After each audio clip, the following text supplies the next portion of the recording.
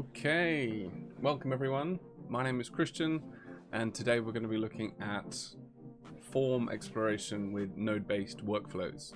And so currently I'm using Flora and Fauna AI, and it's a super powerful node-based tool that really aggregates all of the AI image, text, and video tools into one platform, one location. So really useful, really useful tool to be able to come in and really play around. And so yeah, I'll show you what Flora and Fauna looks like just their main site. So this is their page. This is what they do as a platform, and they're catering to lots of different types of approaches when using these tools. So yeah, really powerful, being able to mix and combine certain things together to get really nice images, and then you can turn those into video, whether that's turning sketches, which we're going to look at today, into different materials, different products.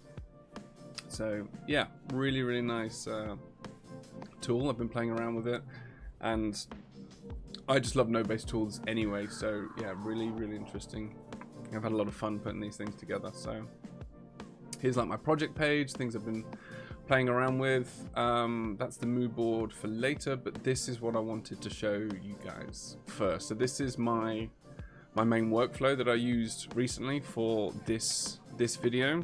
So this is kind of like a little cinematic piece that I wanted to do that I'll talk over. So I generated a series of images of different sculptures, and some of these sculptures have been actually trained on my own iPad sculpts, and so being able to come in and actually use those, I wanted to really experiment with this kind of assembly style video. So you're taking just this one image and being able to expand it into adding more details, and expand it into eventually something that's a little more cinematic, a bit more story behind it, not just a sculpture in a grey studio environment. So here we're getting some really nice close-ups, some really nice details, and I was really happy with this result.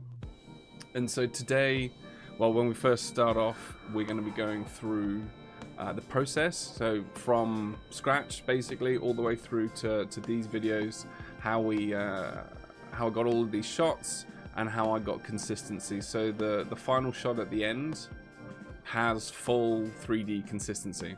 So when you see the back here, it'll be the same back of the sculpture in the final shot that you'll see there. So there's some really good tools, and just yeah, being able to actually piece together the workflow that's now repeatable. So I can now then replace a sculpture at the beginning with another one, and then just click go, and all of the nodes will just enable and activate and run through and process and come back with all these different shots. So yeah, this was really fun to work on.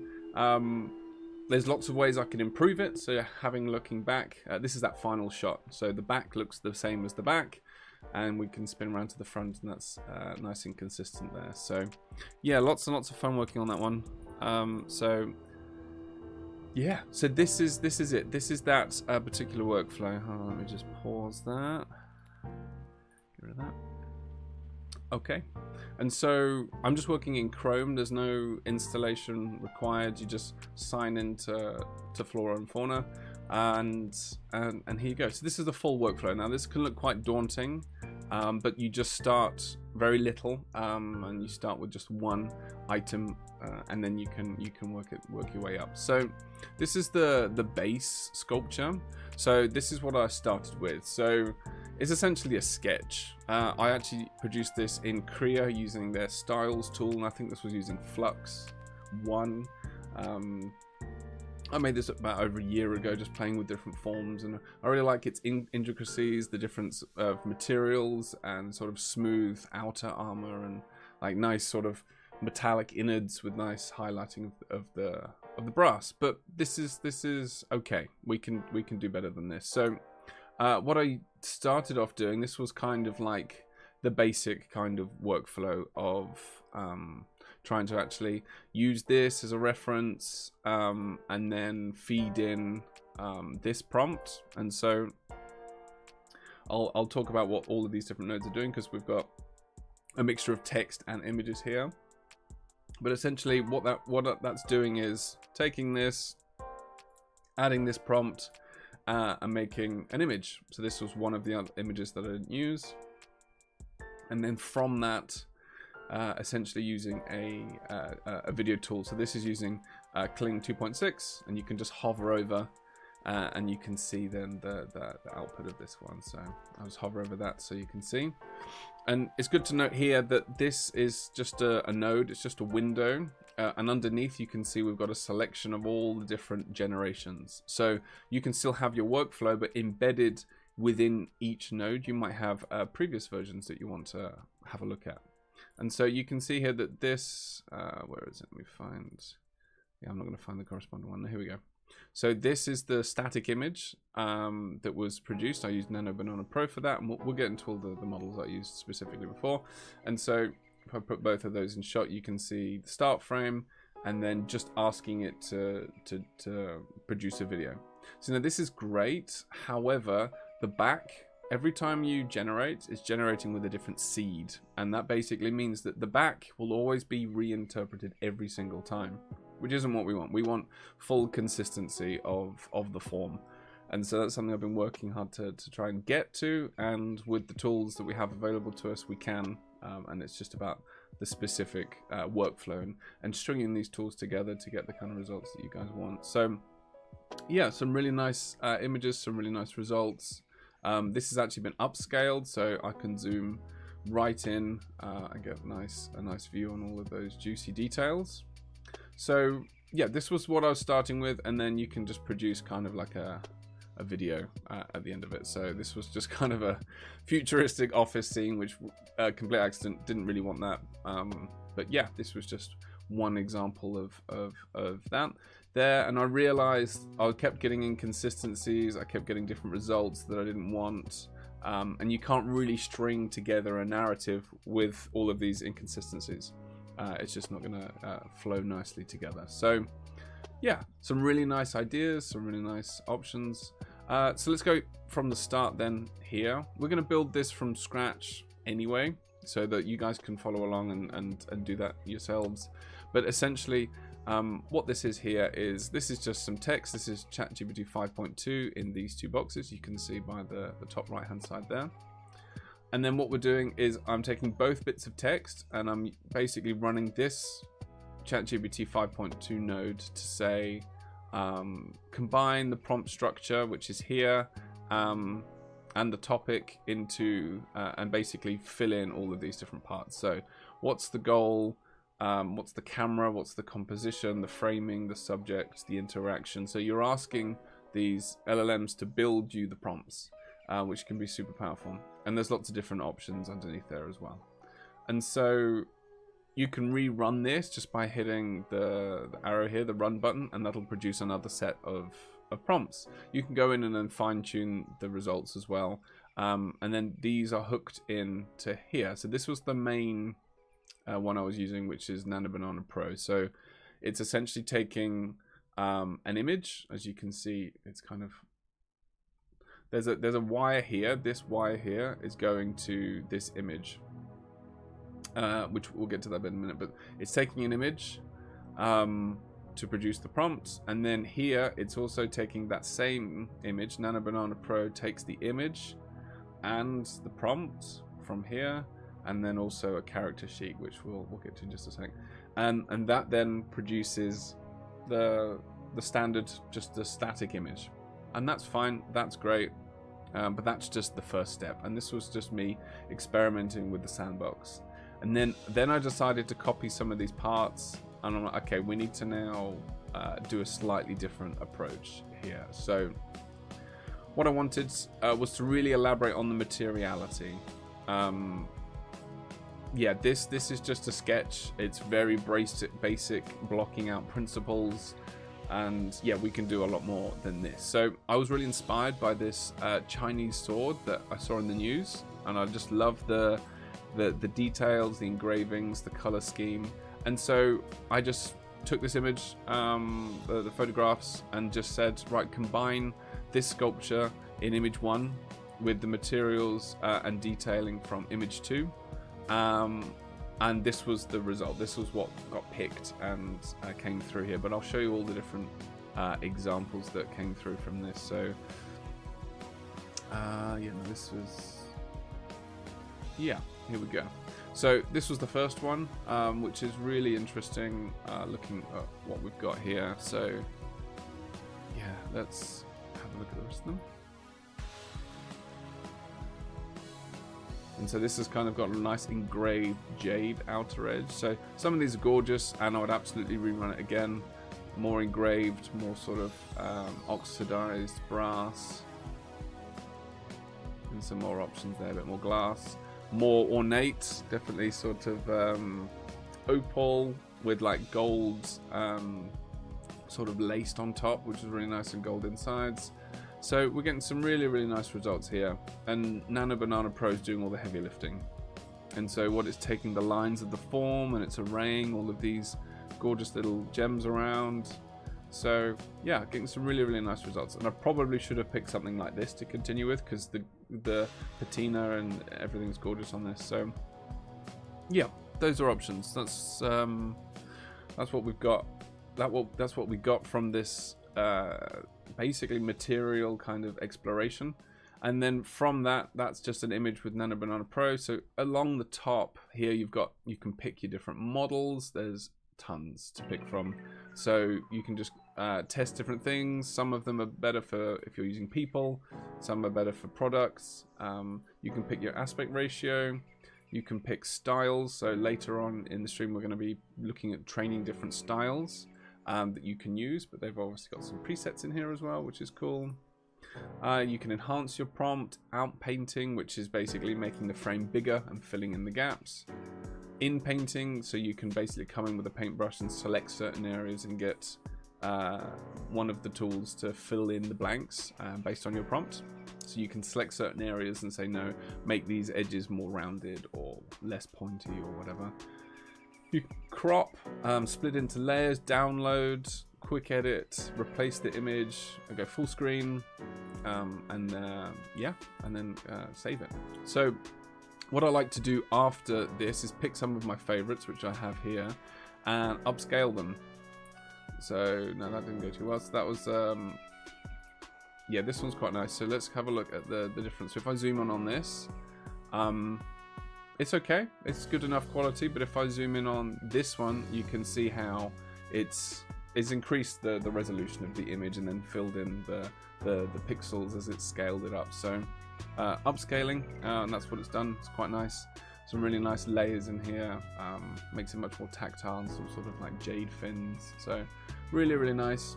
And then the next step, which will allow us to get consistent video later, is what's called character sheet. Typically for characters, if you've got a person in your scenes, and I've been using them to create character sheets for this. So if I pick the process here, so we have the low res version, we have the high res version, and then using Nano Banana Pro again. So I use Topaz to do the upscaling, and then pump this into Nano Banana Pro, and I said I want to create a studio lighting clean character sheet, showing full front, back, left, and right views of the single sculpture, solid grey background. You can see here that that's pulled that in, and there we go. We have the design from the front, and then what it does is it hallucinates the back, or it interprets the back. I think hallucinates probably just too much of a loose undefined response. So this is really quite nice. It's been inspired by the front and the sides, and that's what it looks like from the sides. And so this gives us a really nice idea of what this sculpture looks like from all angles, which is super powerful for what we need later. And long story short, putting this as a reference in Kling 01 or 01 is that's the cheat code, being able to put in the character sheet into that particular video model as a reference. That then gives us the consistency. And so yeah, that's really nice. You can just pump this in, but you're gonna need a bit more inspiration, because you can pump this in and then prompt the background, but you're not going to get that control of what that background looks like every time you rerun it. Rerun the seed, it's going to look different. So this was the one that I actually focused on. What I did is so instead of taking this out, I didn't want the wooden stand at the bottom. So we don't need to download it, open up Photoshop and remove it. We can just do it all here in Flora, which is great. So I create another node, so you can right click and you can just go new block, and you can pick which one you want, or you can just come to here and say, right, I want a new image node. And we'll do all this part later, but you can then pick, right, I want this to be Google Nano Banana Pro. Yeah, and then you just go boop like that, and then I'll change the aspect ratio, and yeah, and all I did was say specifically remove wooden base. Nice and easy, and it removed the wooden base from all 4 of those specific images. And this is a 9:16, so this is a nice Reels size image. So yeah, an upscaled image was then fed to create the character sheet, and then the character sheet, I was editing it here specifically with Nano Banana Pro, and then I upscaled that again. So you can see here, not so great details, a little bit blurry, and then you come over to here and we get a nice crisp, clean version. And so this is really nice. This is the time to go in and start to in-paint a bit more and refine some of the details, and really get these things right. Because yeah, you can see if you go really laser focused detail, some little bits are not quite there, but yeah, it's a really good point, really good start. And so you can do that here, or this branch up here I decided to peel off and start to use the crop tool. So you can take this image and then you can use the crop tool and then start to actually highlight different areas like so, and then click off, and there you go, you've got that particular quarter there. And then you can then upscale that and then keep going and piece bits together if you want to. So you can really dive into the details and really get as much quality as you need from there. So that's kind of turning the basic sketch render, if you like, a sort of conceptual form, and actually adding more materials, making it more grounded, a lot more realistic. And this really helps with the process. So that's how we do the character sheets. And now the next part is to produce what is called a, what is this again? One second, I want to get the terms spot on. So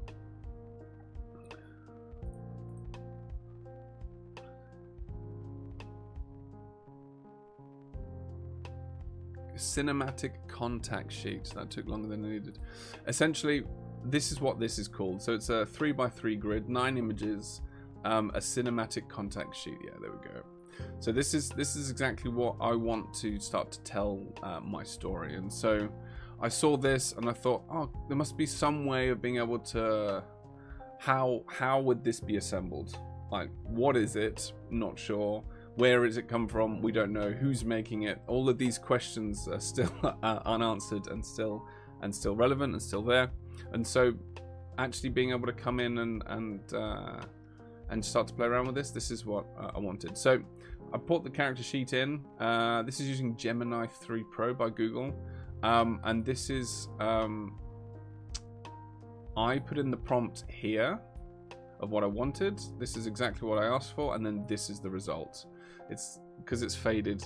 This is difficult to read, but I basically wanted to generate the 3x3 grid of 9 panels into a single 4K masterpiece illustrating a cinematic sci-fi shoot featuring the manufacturing of this sculpture. 9 unique angles, different stages of manufacture. And so this then creates a prompt for each of those. So panel 1, top left, panel 2, panel 3, 4, all the way down to 9. So yeah, you're using the LLMs to expand upon what it is you want, because If I just put this in, I wouldn't have got the same kind of result.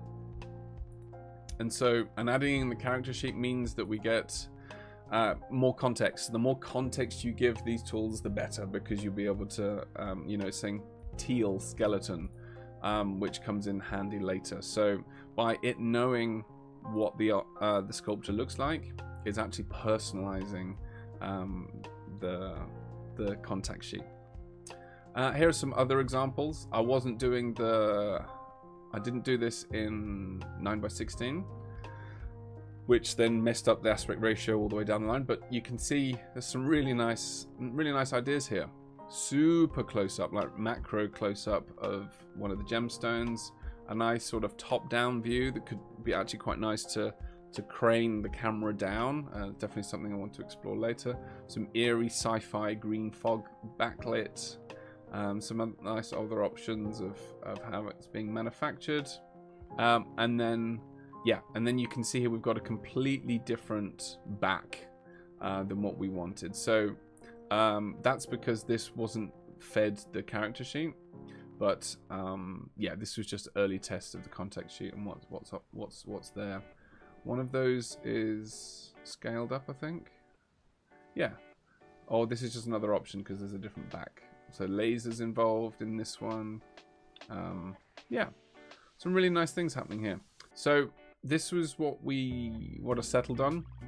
This is the low res version. This is what again, Nano Banana Pro takes the Gemini 3 prompt here and the character sheet, and this is what we get. So some absolutely gorgeous shots from here. I saw this and I'm like, yep, done.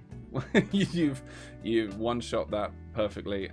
So I took that and then you upscale it. So I've shuffled things around, but basically you upscale this and then I just downloaded the image and then brought it back in. And so, oh no, this was the upscaled one. So this is the upscaled one, and then this step here. So generated image, upscaled, and then just as before, doing the cropping mechanism here to be able to pick whichever one you want. Upscale the cropped part, which is really useful to be able to, yeah, get the more detail that you need out of what we've got.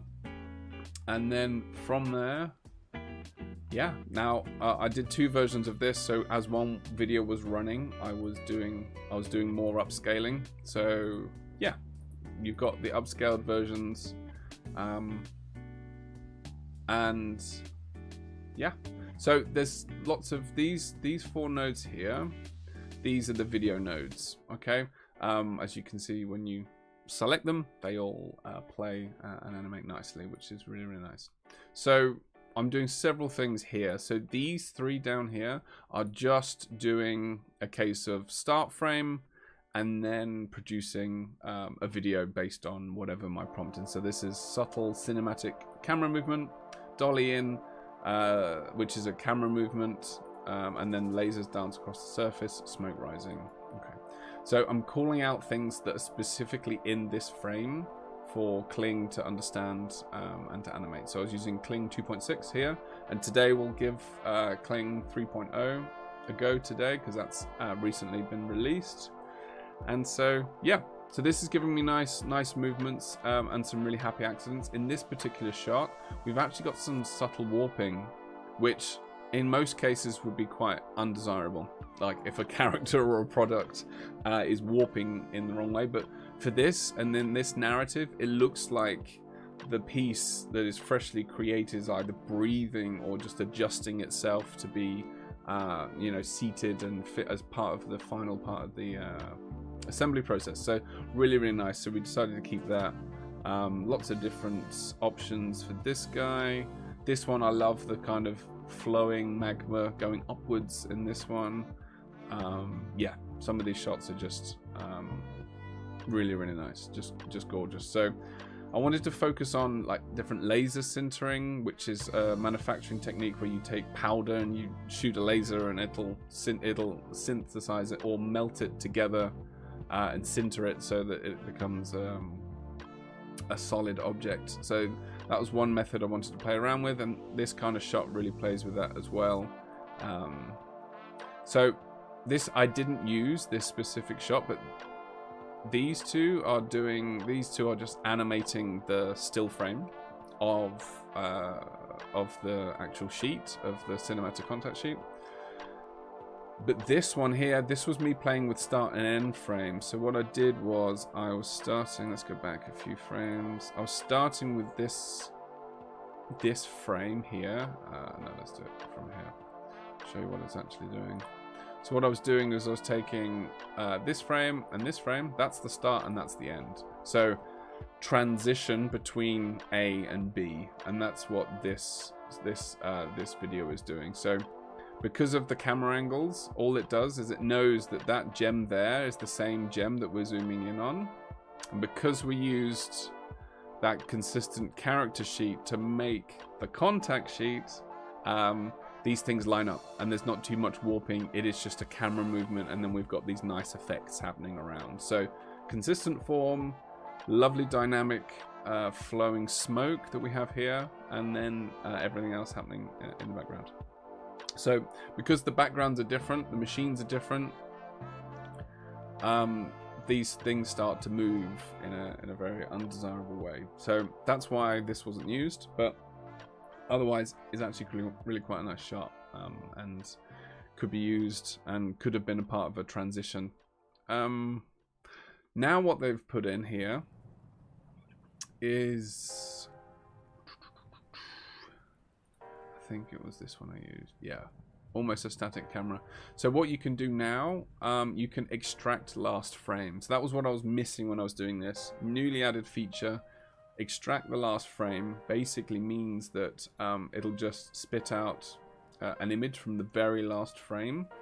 Then you can do this start frame and end frame very nicely. So now I can have this video playing and then string it straight into this one, because I have this frame now, whereas before I didn't. So yeah, because you can see the subtle differences here. The smoke's different. There's a drop shadow. This is slowly rising out of the smoke. So now using start and end frame, you can blend between these two. So just like we had here, basically, yeah, this is the start frame, this was the end frame, and we fed it through to there. That's how we got that video there, and that was using Kling 2.5 Turbo, just because we needed the start and end frame there. Okay, and so as I mentioned earlier about the consistency, so taking this character sheet here, and then feeding it into Kling 01 has given us the ability to be able to produce this. So you'll notice this is backwards, so I reversed it in post. But this is taking, you don't necessarily need the contact sheet in here, but you definitely need the character sheet in here as a reference. And this was just, I wanted a 360 camera orbit. And Kling 01 references is specifically the one that you need. So you go to here, go to video, and then go to Kling.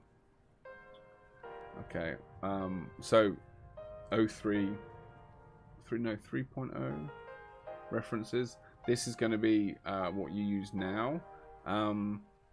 But what I used was specifically the references version. So 01 references. Okay, so that keeps subjects consistent across scenes, which is exactly what we want. And so this gave us the shot. This is the nice kind of reveal finale of the full piece coming together, because from here you've only been shown from this nice series of shots. You've only been seen like a wireframe blueprint, you've seen the back, you've seen some details on the front, you've seen this little preview, but you've not seen it all come together. So yeah, I love this shot here. So yeah, so that is a look at the workflow that I use in Flora to do that nice little cinematic assembly piece. And how I would improve upon this and take this further is I'd have a lot more control here. I do multiple contact sheets where the character, I maybe do a different character sheet where half of it is complete or a quarter of it is complete, and then build that up. So you then can splice multiple character sheets together. So you can have a character sheet which is the assembly process for a quarter of it or a third, and then the 2/3 version, and then the fully complete one. And then you can pick and choose whichever shots you want from that contact sheet. So yeah, some really nice tools in here to be able to get this. And this is a combination of different live streams that I've seen me playing around, and a lot of testing to be able to put all this together. But yeah, we're getting some really nice things. And if you wanted, you can come in and use one of these images as a reference and feed that into here as well, so that when you're producing the context sheet, sorry, into here, you can use a reference image as well as the character sheet to be able to get more settings, more scenarios, more backgrounds. Because if you want each of these shots to have like this kind of background or this kind of environment or lighting, that's what you need there. And another tip that I didn't show here, but what I did in Krea previously, let me just pull up one of these. So what you can do with the character sheets is you can actually relight those. And by relighting, I mean using Nano Banana as a tool to say, right, okay, here's an example from a previous build. So here's a sculpture, and what I want to do, this is nice, this is what I want for all the materials. What you can do is you can ask Nano Banana to take this and relight it.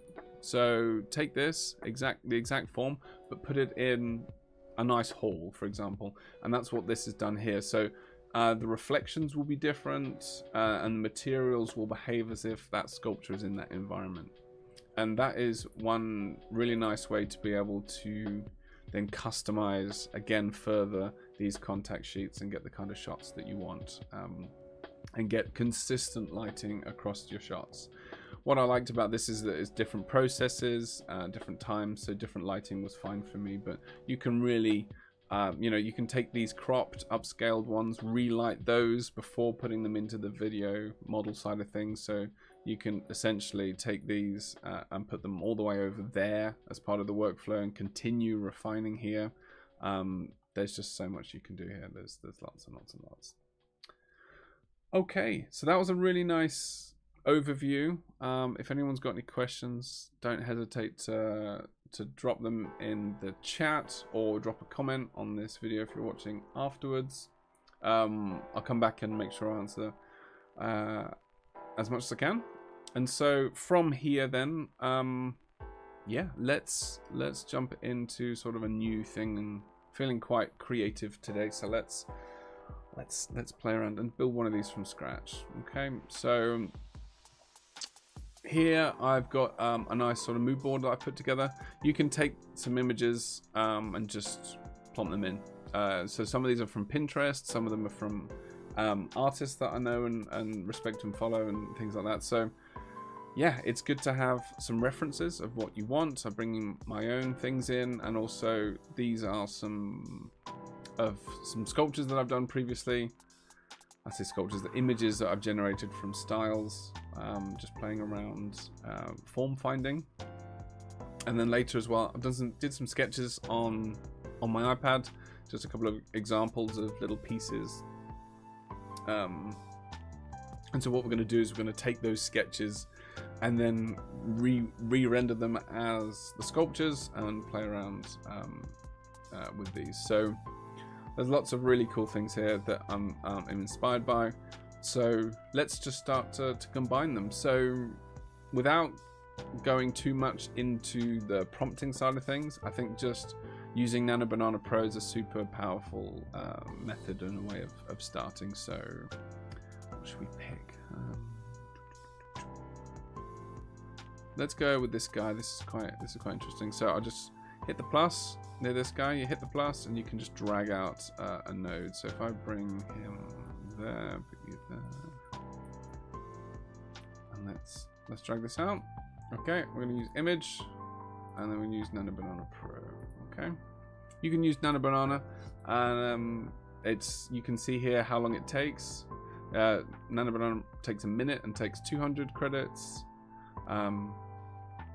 And then 52 for Nanobanana and 30 seconds. So it's entirely up to you what you want to do. I got the best results using this here. So you can see, because I've wired this up, or it's been wired, I mean, you can select that, hit delete, and then come in and rewire it if you need to. So really nice. Let's make sure you drop it on the right spot. You can see it'll sort of snap into place. Okay. And yeah, so let's start. I want to start basically retexture this. I want to take this kind of form as inspiration. I might need to do a bit of outpainting to make sure it fits, but I'm inspired by a lot of these forms, especially things like this. So I can just drag this in, snap it in, and I'm going to grab a prompt from, where is it? Let's open up this guy. So this is one I was playing around with earlier, and then we're going to take some prompts from here. So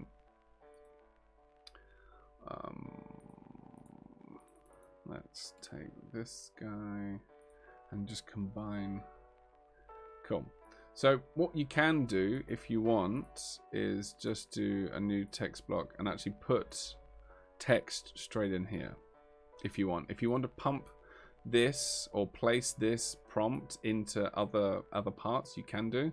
So this here is just combine the sculpture and image one. So make sure that that is there first. Let's plug that in like that. You can see that that fills that text in. So when I hit go, it's going to read that text.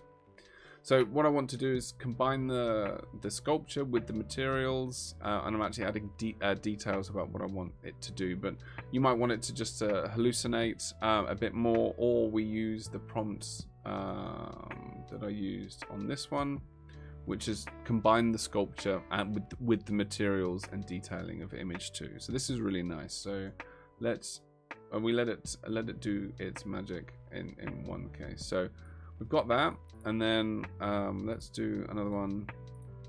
It keeps disappearing. Let's do this. Something nice and simple and easy, because you can run. The beauty of the node-based workflows, you can click run on multiple things at once.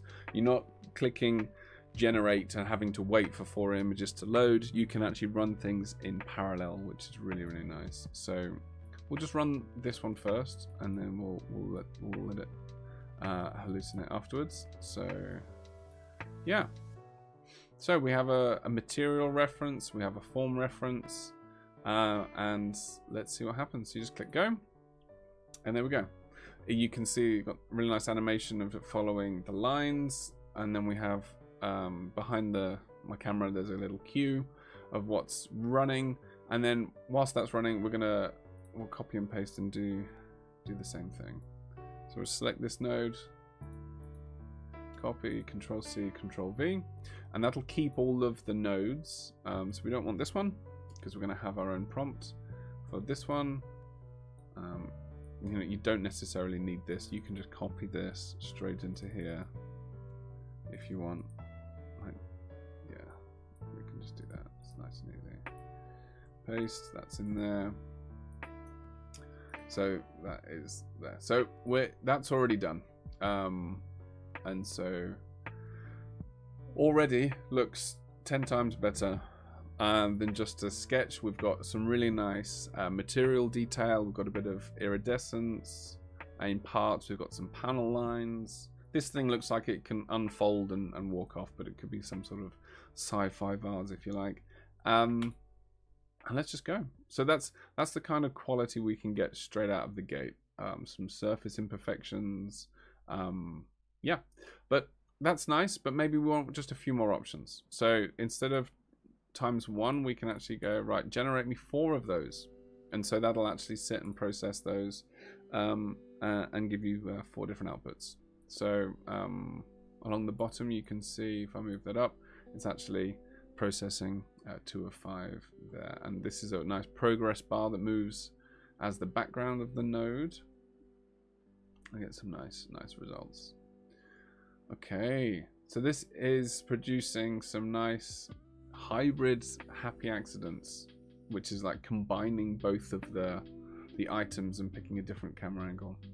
So this is part of generative AI workflows, being able to, yeah, like, I love it. It's pretty nice. It's not done the iridescence on the white, but we can probably just take this image and get it to do that, and we can just ask it to do that, no problem.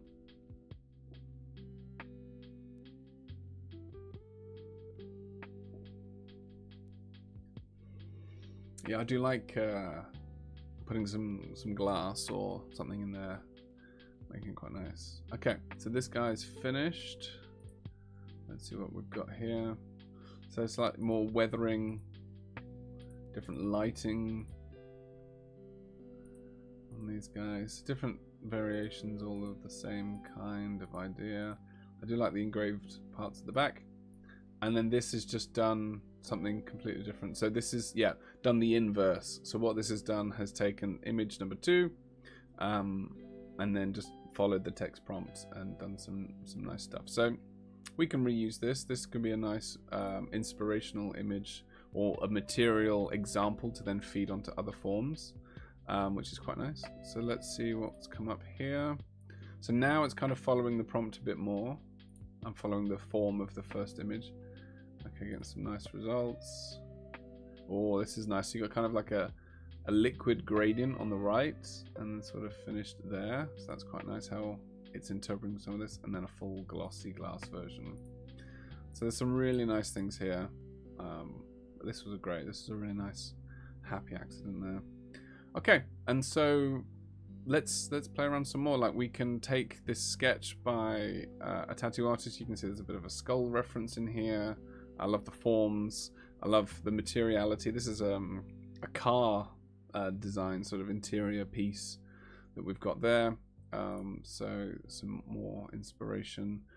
This was nice in wood, but then I basically used Nano Banana to make a matte satin matte black version of that. So yeah, just being able to combine some of these things and some of these ideas would be quite nice. So yeah, let's what should we do next? So we can just keep exploring. Just check my list here. And so yeah, we've got lots of forms to play around with. So this is quite nice. I might improve upon this and iterate on this further. So you can either copy paste the node, or if you want just the image. I've not found a better way than just downloading this, but I might be able to extract a frame. No, so I want to just take the frame without the whole idea. So downloading it and then loading it back in is useful.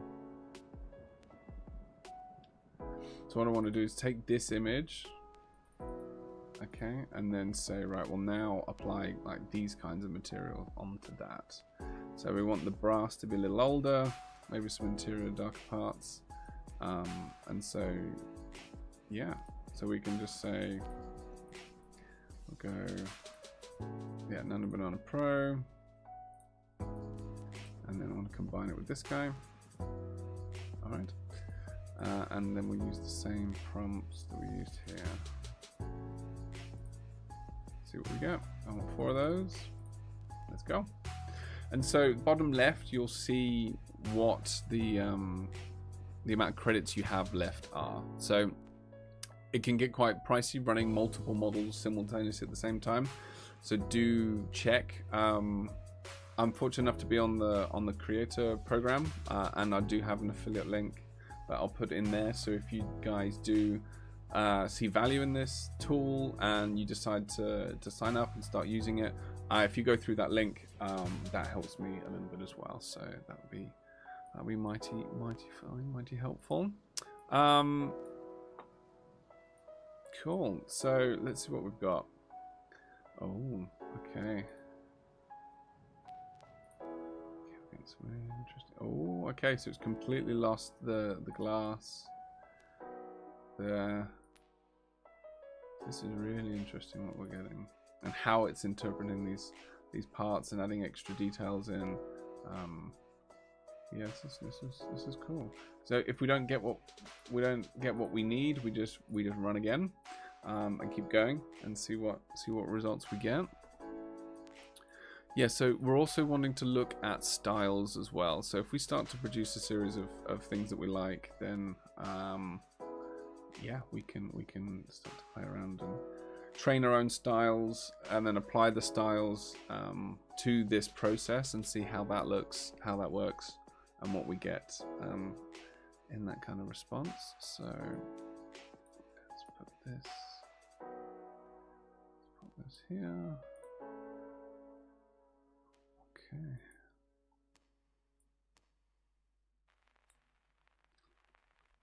All right. Okay. Fantastic. So now we're getting more iridescence on here. We're getting a bit more surface texture. Yeah, this is much nicer. This is, yeah, some nice options here. Ooh, ooh, ooh, ooh, ooh. This is cool. This is cool. So it's kind of a mixture between this and this. I'm liking this. This is cool. Like the blending. Yeah, that's really nice. So extract that. That's quite nice. And then so yeah, let's start putting some of this on other forms as well, and then we'll take some of the sketches and go from there. So yeah, let's start to wire some of these up. So we were using this as the reference. So all we do is copy paste, remove the reference down here, and then plug in something else. Let's use this guy. Okay, hit go. And this is letting it hallucinate a bit more. And then actually, that's not what I want. I want it to come off of one of those. This is quite nice. So let me reorganize these a bit more. So let's say that this is like a material reference now. Like this is a nice material reference. We're getting what we want because of the shapes. Yeah, it's looking really nice. So let's copy paste, take this up here, and start to merge like this guy and here, cut that off, and a Banana Pro. Four of those, click go. This guy, okay, nice. I might want to specify the lighting in here as well. Do a few more of those, rerun. See what we get. This is really nice, so I'm actually going to upscale this one because I really think this is going to be useful. So what I typically use is magnific, and then there's a precision upscaler, not so much creative. So upscaler V2.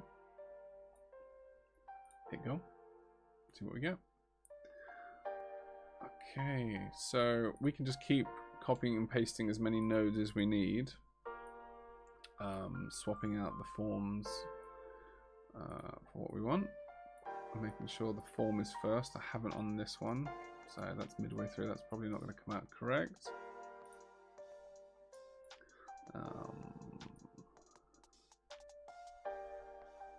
So yeah, you start to lose what's part of what if you're not careful. So we're going to get rid of this, and then we're going to pump this guy into there.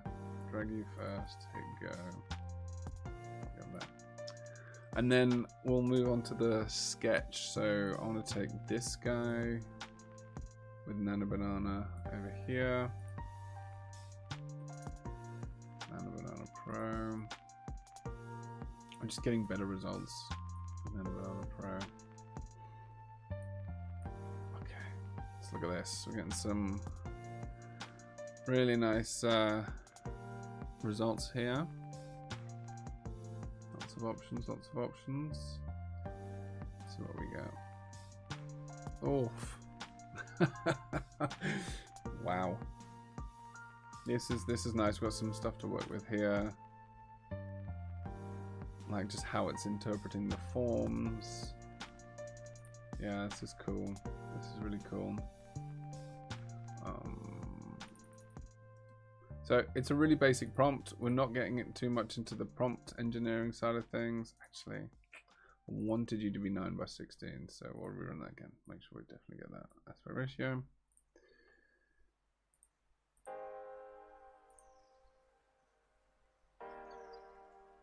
Run that one. This was cool. I'm just doing ones of these ones. Oh, this guy's getting 4, but that's fine because we know what we want. And in the prompt, you can actually specify. So what I didn't mention before is because some of these sculptures, they're split into parts. We've got dark parts, got black parts, white parts, gold parts. You can actually in the prompt specify what's happening. So here you can see that we're actually getting iridescence on the brass, which I don't hate, but it was nice to have a bit of separation, a bit of difference here with some of this. So let's have a little look and see what we get. Yeah, it's maintaining the lighting, which I don't like, but we can relight it. That's not a problem. Again, it's just another prompt that we can ask it to do. So, we've not got the form first. Let's rerun that again. Okay, so now we took that sketch and we asked it to kind of, yeah, use the material. So this is where we need a bit more detail. When you've got a sketch and you want to give it a material reference, we need a slightly larger prompt, a bit more going on here. You.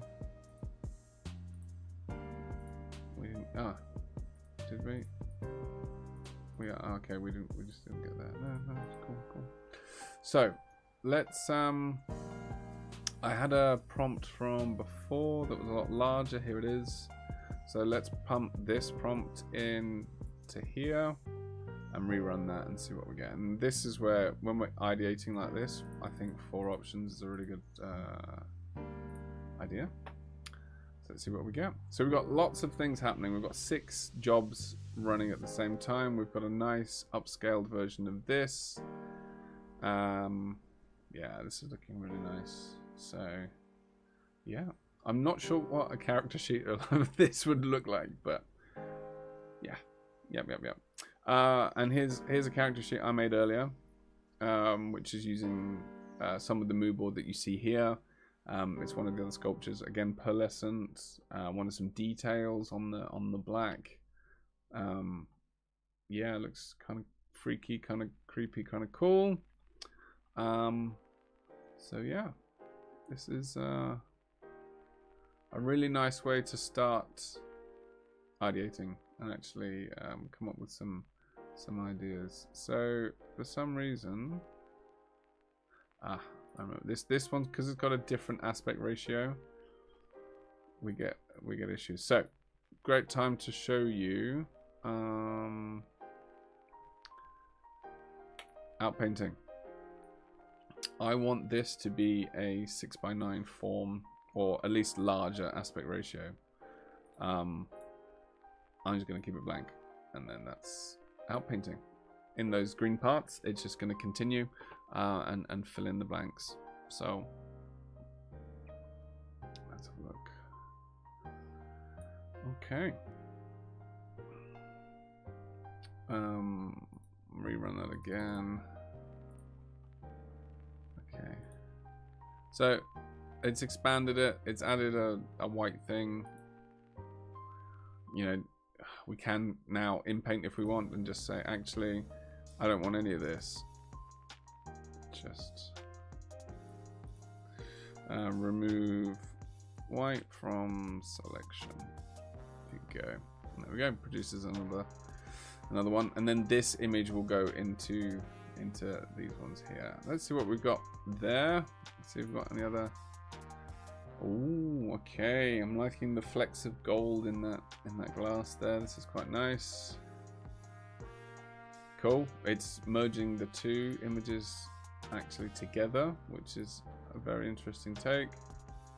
And this one's quite nice. You've got like a nice transparent top there.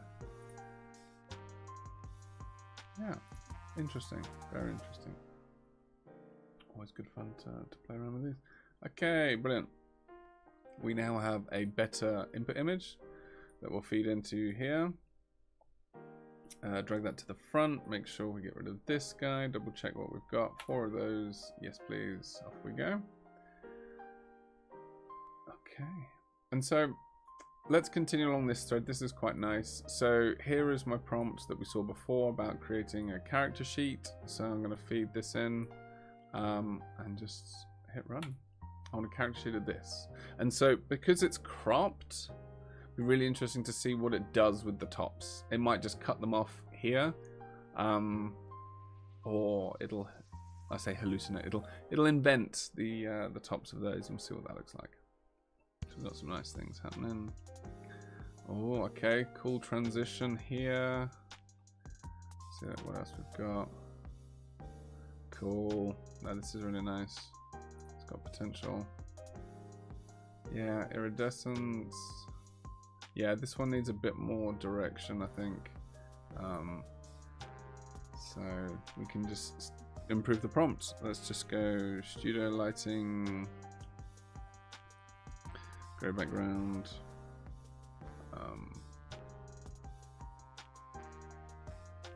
And actually, something like this might be better instead of just that image is feeding in this guy here. So put the form first, cut this guy off, and then run those again. See what we get. Oh, and so this is how it's imagined that sculpture standing up. Isn't that great? And it's imagined what it looks like from the front. It's imagined these glass parts as horns, these as like a stand, and that it actually sits at an angle like that, and that's why that's at an angle. So really interesting. Although the left and the right view are the same, they're not mirrored, so that's kind of incorrect, so you do have to check that. So we're going to run that again, see what we get. Okay, so that's looking on the character sheets. Let's see what else we can get from here. Oh, this really isn't doing the job. I think it's an aspect ratio thing. So let's change this to 2:3. Yeah, the prompt should be clear enough. It's just struggling. It can happen. This guy again, larger prompt. Oh, okay, so this was the first take that we didn't. Okay, cool. Yeah, because we ran it once. I mean, it's not terrible, is it? A bit much gold. I think it needs to be like a 70-20, 70-30, sorry, 80-20 split. Yeah, again, might be an aspect ratio thing. Let's keep consistent aspect ratio. Run it again. See what we get. Okay, so this is a more accurate front and back, and we don't know how it sticks to the base, but this isn't too bad. I love the back design on this, really nice. Yeah, cool. So we could run with this, we could use that as a character sheet, we could upscale it. I'm not over the moon on how the form looks in general. I'm hoping one of these other ones will come back. Cool. This is much better. So it's by specifying the lighting a bit more, we're getting some nice details here. This is quite nice. We can then use outpainting to then decide and kind of design what the top looks like of this, which I think we should do. I think we should really play with them and then reframe it later and then do the character sheet from that. So this is really nice. Love this. Let's do... How do we do this? I'm gonna... Outpaint. Whoop. Okay, there we go. So I want the top to kind of finish here, so there's enough space to finish the form a bit more. I want to see what it gives me. Let's see what happens. See what happens. I can specify what I want for it to do, but there's part of this is the part of the creative process that makes this very fun to be able to. Aha! There we go. Okay, loving this. This looks really nice. Another option where some parts are more brass than others, and then missing the prompt entirely. Yeah, it's not bad at all. Liking the details. Yeah, really cool. So that's a really nice way of doing all of that. What have we got here? I've got some more results. Come back. Okay, cool. Very nice. It's definitely picked up on the skull. I didn't see that the first time, but really interesting how it's done that there. Oh, okay. It's just extending it, and it's calling it a knee joint. Hilarious. Yeah, let's get rid of that. We'll do the outpainting again, but specify what we want.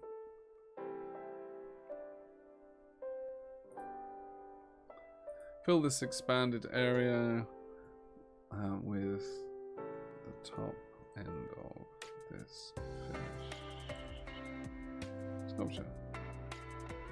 See what we get. See what we get. See what we get. Okay, and there's lots of things that we've not even dove into yet. So let's keep going. Lots to play around with. So using this as like our material reference. Yeah, why not? We could always improve the material reference. Oh, okay. Interesting. Yeah, very interesting. And so, yeah, we could now actually outpaint certain parts of it and just say, nah, we don't like this bit, and carve that bit down. So let's try that. Inpaint. So we're going to get rid of all this. We don't like this. This isn't bad, so we'll keep the bits that we want.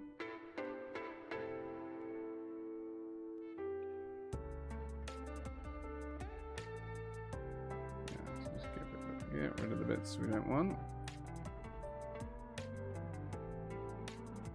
Yeah, so it's a process, you know. We can play around with different options. Let's say remove the part of the sculpture in the selection. So we get. This is a whole nother little flow as we work through that. So yeah, let's pick another piece. Let's do something a bit wacky. Let's take this guy. So copy paste this guy. Plug this one in. Make sure. I mean, this is a good material reference in general. Let's do that. Let's go. See what we get. Okay. And so, yeah, there's tons of material reference stuff, and you can start merging some of these things here. Oh, cool. Yeah, it's done what we asked. Okay, that's fine for now. We can refine it later, but I'm not too fussed at this piece. I'm not going to take this too far. So again, you can crop it. We can reframe this.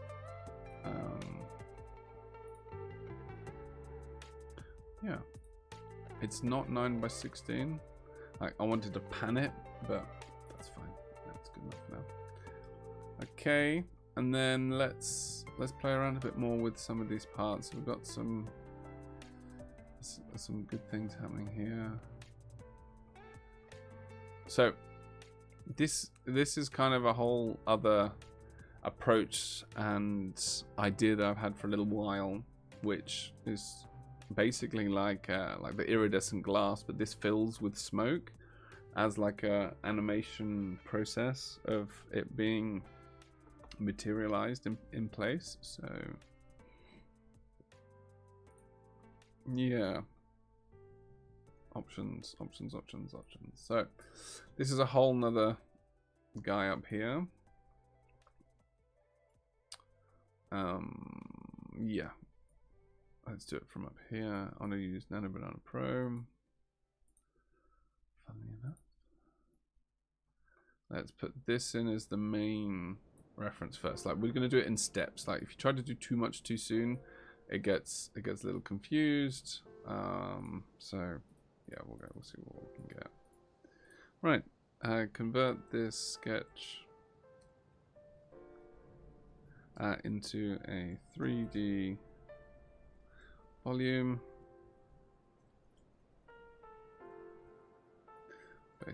based on the second image. See what we get.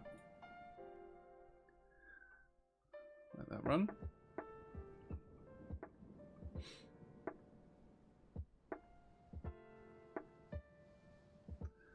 Okay.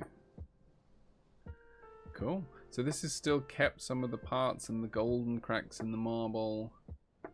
It's not really done much on the... we are using that prompt. That's fine. Let's run a few more of these, see what we get. I think because it's so similar to what we've got, we're not getting too much of a difference. What was really great about the other references is getting some really nice of the sort of that copper stuff. So let's take one of those with us. Let's take this guy, which was upscaled. I'm going to download that. Pop it into here as another image reference. Just grab that guy. So if I was to try and sort this out vertically into sections, these are the form references. These are sort of inspirational material references. So this can kind of go here now then and sort that out, which is nice. And then this is kind of like, yeah, the material options, and then yeah, rematerializing existing works, and then we've got restyling these guys, and then we've got the character sheets there. So we've got this nice sequence, this nice rhythm to it. Okay, cool. This is quite nice. This is quite nice. What I'm actually going to do is actually use the prompt from before on this one, which is specifically subtle iridescent tint, because we don't want it too iridescent. Specifically glass. Actually, I've got this. I wrote this down earlier. Where is it? Give me just a second.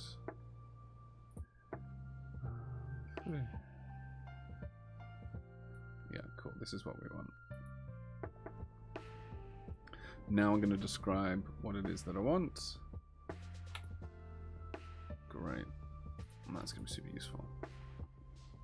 And so what I want to do is actually now train a style on these images that we've got here, because these are quite nice. So can I select multiple images and go create a style?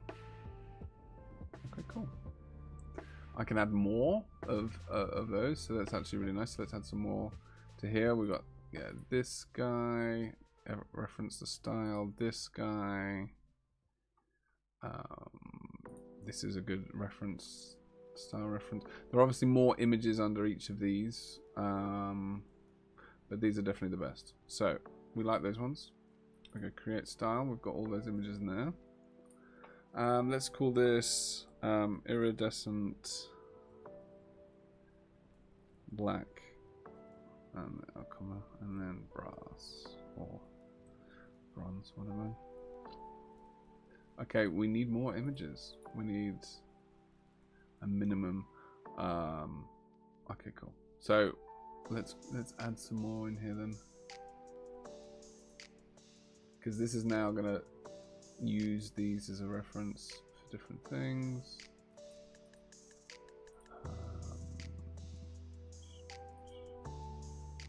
No, not that one. Cool. So we can add more from before. So I've got some downloads and some things in here. Yeah, let's add these guys from earlier. This one and this one and this one. Cool. There are some more images I made earlier. You can have up to 40. So we'll see what we get, how that looks.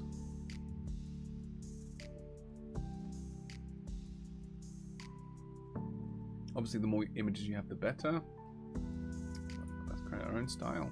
Okay, your style is training. You'll get a notification when it completes, which is perfect. That's exactly what we want.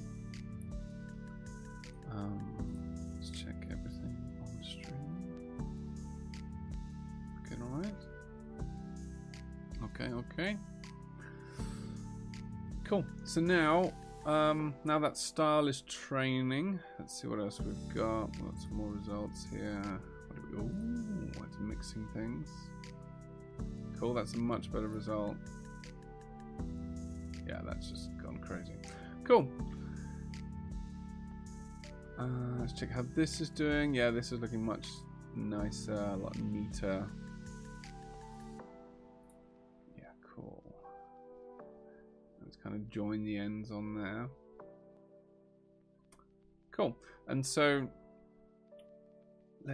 I wanted to add like some etched details on here.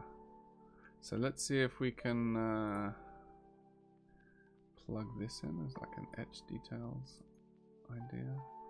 So actually, just continue from here. Get rid of the sketch. We don't need the sketch anymore. So we don't want this or this as a reference. So I'm now taking this and then continuing. So I need to give it a new prompt. Let's say take the image as inspiration and etch the surface of the glass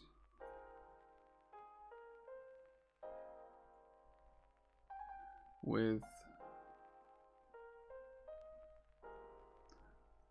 this pattern. Okay, see what we get.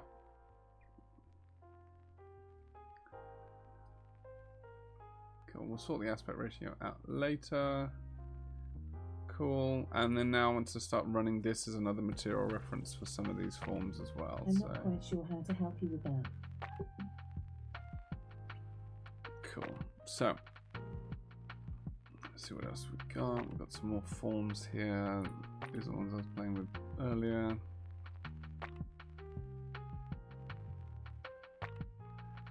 Okay, oh, that's not quite what we wanted. Take the image as reference and etch on the surface of the glass.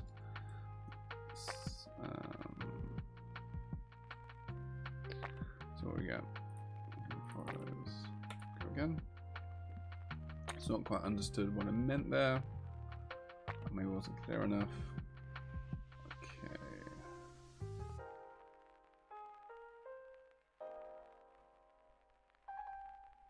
Wait for some of these to finish.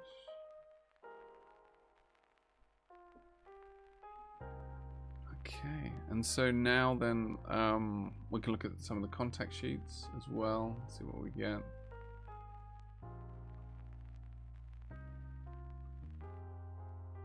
Let's keep going with some of these other forms then as well. We did it. So because we've got some nice options in here that we wanted to explore, play around with. Yeah.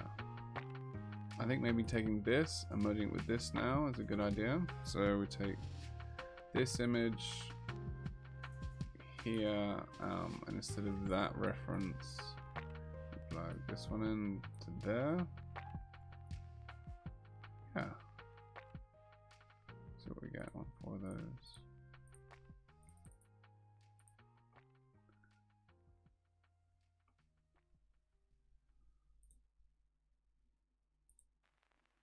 Ooh. We want this guy here. Cool. Just sort the other window out. See what we've got. No, okay, it's not. What I need to do is probably plug this guy in. Yeah, it's missing this image reference. There we go, cool. It's looking cool though, some of the etching. This is kind of like some of the effect I want on that. So we'll see. See how this evolves and what we can turn that into.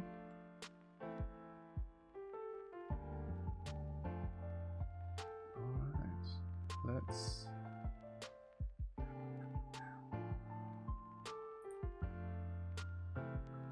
I do like the forms on this guy. So maybe we use this as a material reference. Yeah, let's see what this gives us.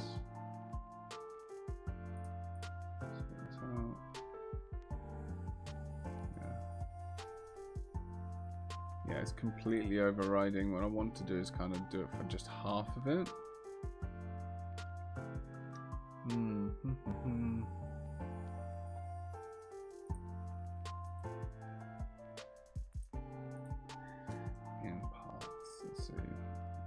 see if that figures that out.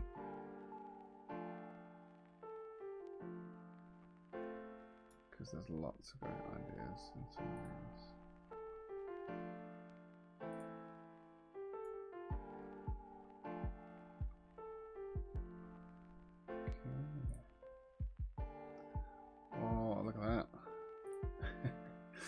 Okay, cool. We're getting there. We're getting there. So it's kind of like photoshopped it on top. Not quite as like a let's see if we, because I want it more smaller and more detailed.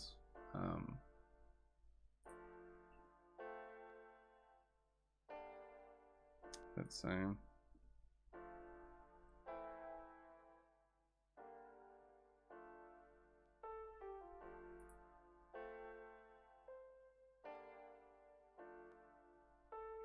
I think I have to reword this prompt a little bit.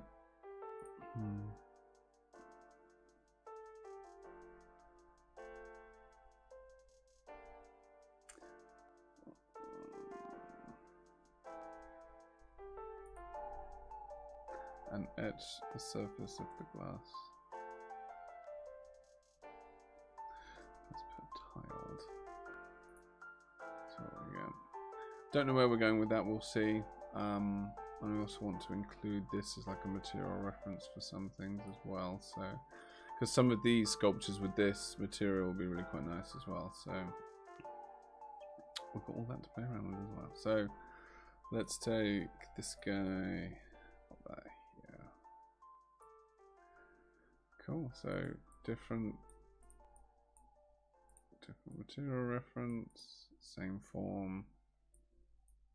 Let's go. See what we get.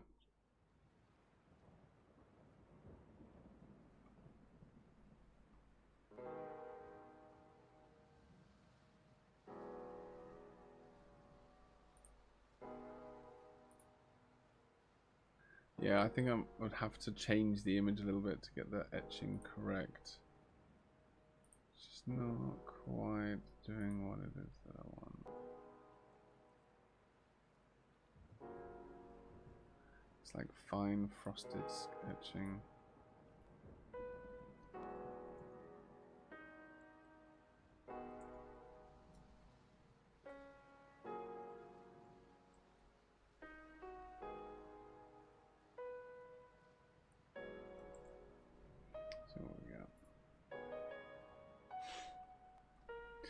So let's so we can start to play around with this as well, merging these, I think.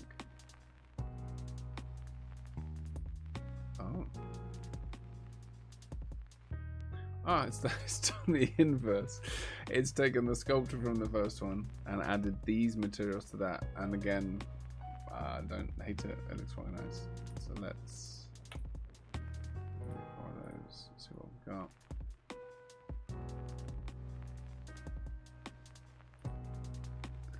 So you do have to keep an eye on all your different parts and what's happening where. Yeah, I mean, it's okay. I mean, I prefer what it looked like before, so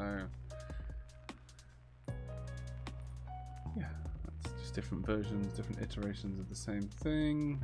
Let's take this guy. So we'll do this and this. Oh, this one here. Get rid of this sculpture. Put this one in there. Set that first. There we go. Yeah.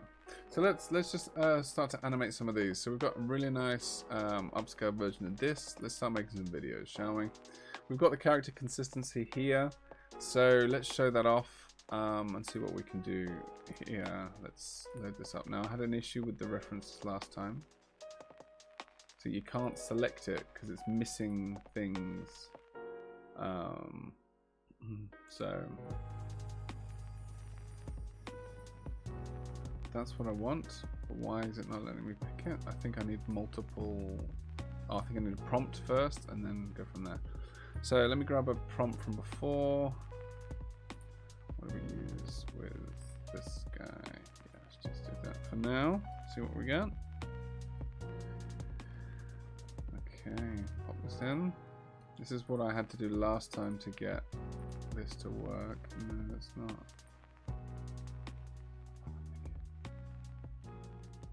Incompatible with the current inputs. Pick the size. Cool. I don't know what inputs it needs. See, no input gives you nothing. So how did we do it last time? Okay, let's just try 3.6. See what we get. Flagship video model. So you got 3.0 and 03. Let's try this. But that's not going to give us what we want. So if we want to just animate this, we should just plug this into 3.0 and go. It's the specific references side of things that we need this to work. So we'll click run on that. So that's now producing a video for us, not just images. And if I were to copy paste that and plug the character sheet in, put that first, then now I can pick references. So you need 2 inputs for references. Okay, making sure the character sheet is first. Can I just get rid of this guy? Yeah, no, you need 2. Okay, cool. That's what we need for the reference. We want 9:16. You can pick your durations. Let's do 15 seconds just because we can. And it's an option, and then click go on that. Okay, and chew through some more credits. Let's have a little look. So as you can see, we've got access to multiple tools all in one location. We can work spatially, we can spread things out, we can group things, we can align things, and yeah, so say these are all out of alignment, you can align them vertically or auto format. So yeah, there's lots of ways for you to organize your nodes in a nice clear way. All right, cool. So I'm not sure where I'm going with this. This was just an idea. It's not what I had in my head. I think I need to develop the form further, maybe even sort of sketch that in 3D. Oh, okay, here we go. Here's some nice results. Let's have a look. Move those down. Okay, again, picking the wrong item, and that's just a weird hybrid, but this is quite nice. Yeah, this guy's just doing the same thing. Combine the sculpture.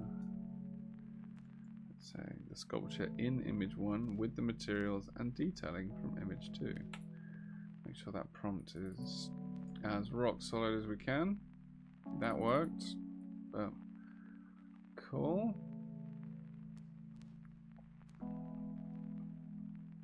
Lots of options whilst all that's running.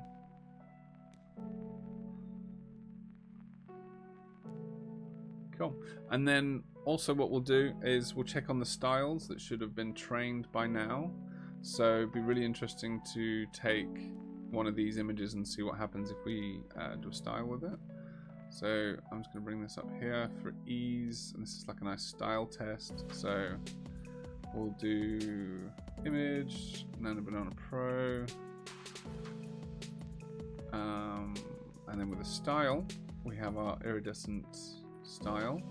So with no prompt, just gonna run it and see what we get. Okay, we're changing the aspect ratio, so we're asking a lot here. We want it to have a new visual style. We've got all the forms from here, but we're asking it to invent what's going to happen around. So we'll do 4 of these. There you go. And see how well the minimum number of images for a style works here. So the more images, the more accurate it's going to be. Okay, nearly finished on our first video.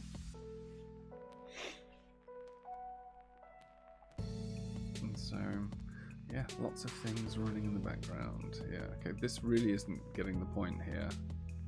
I might need to be more explicit with what we have. Come on, not difficult. That one. Okay.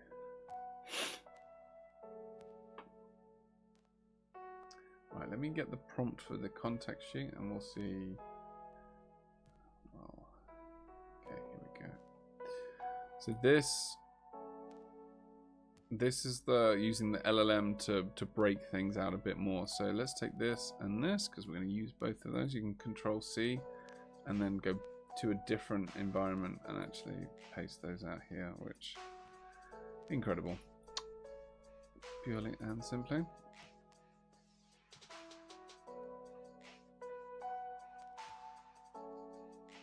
Let's see what we can do here.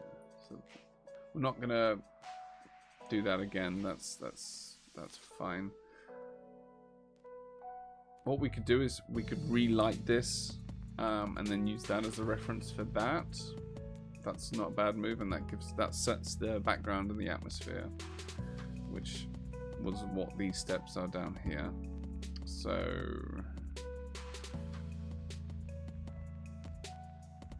this was me being particularly detailed, maybe overly detailed for what we need, but it's nice to have it. So we'll pop those. No, that's not copied what we wanted properly. Copy. Cool. Great. So we now have these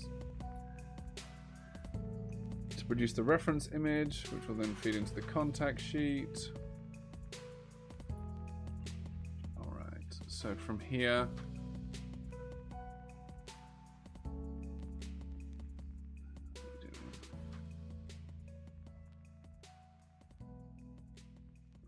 cool. So we use Nano Banana Pro with this image as a reference. Let's just get rid of those.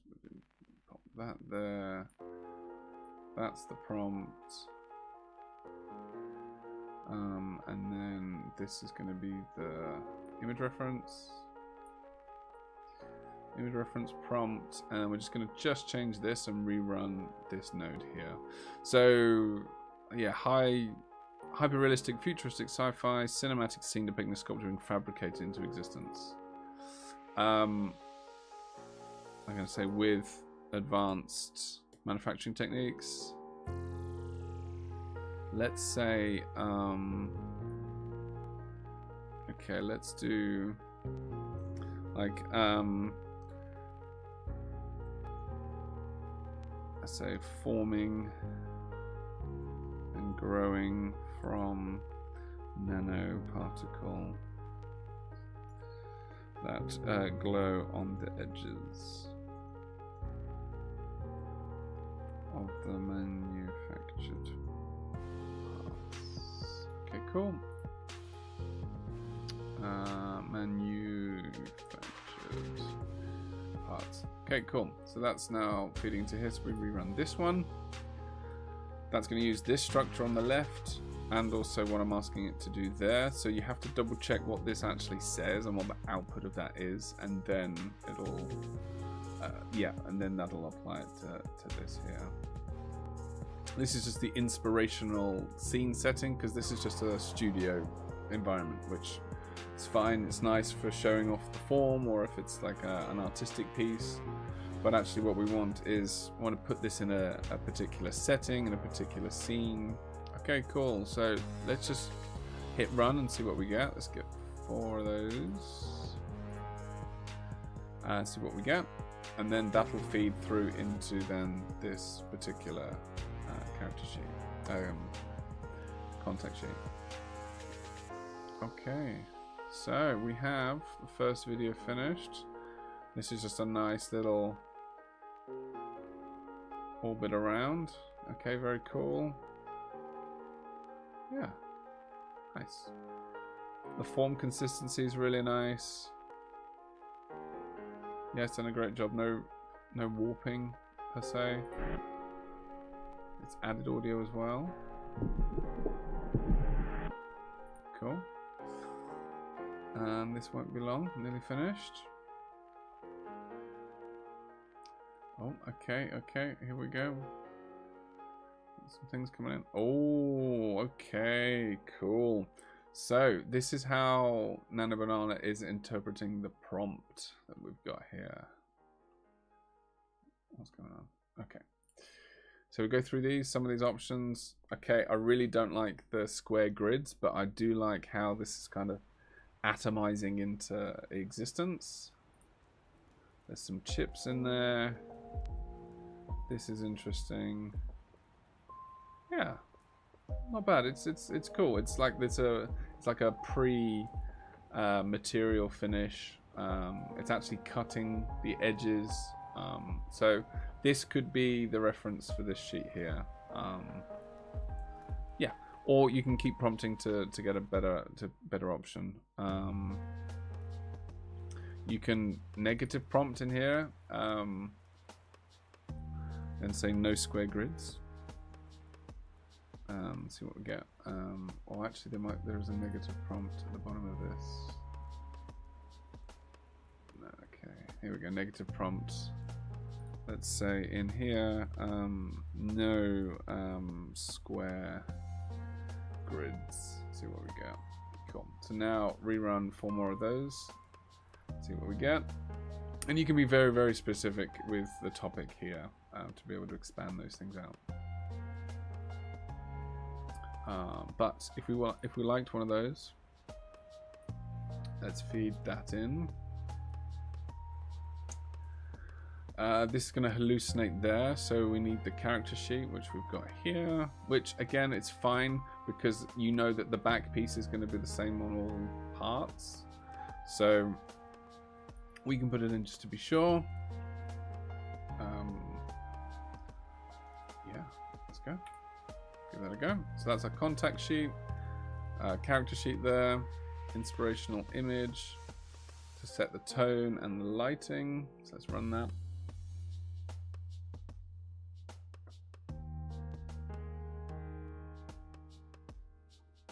All right.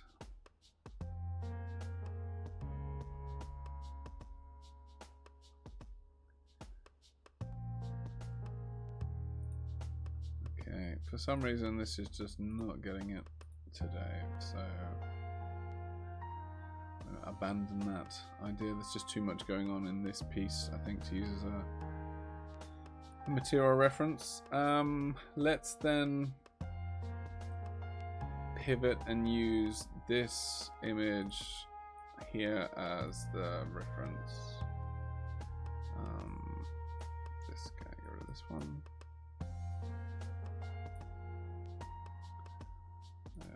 Four of those.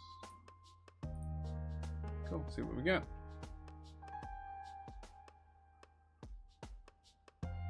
Okay. All right. So here is the first version of what this looks like. So what's nice is it has adopted the back part. So if I just bring this over here as a reference. Cool. So it's used this image reference to inspire some of these images here. It's used the back parts here and there. You can see the consistency. It's added cables and things because it's exposed. And there's parts there. Yeah, interesting. Cool. It does follow the same structure as what I had before for the other parts. So let's maybe ask it to do something completely different. Yeah, extreme macro close up, Dutch tilt. Yeah, let's. How was I formulating this? Okay, cool. So I need to rerun this first to get more options. So yeah, cool. Different stages of manufacture. Let's go nanotechnology. Manufacturer. See what we get. Cool. Because it was the same prompts, we're going to get the same results just with different sculpture. So Yeah, it's getting some nice, really nice stuff. But it's still very too similar to, because there's no gem on the other guy. So I can put in a image reference in here of what this looks like. That would be useful. Yeah, that's absolutely what I need to do that's missing.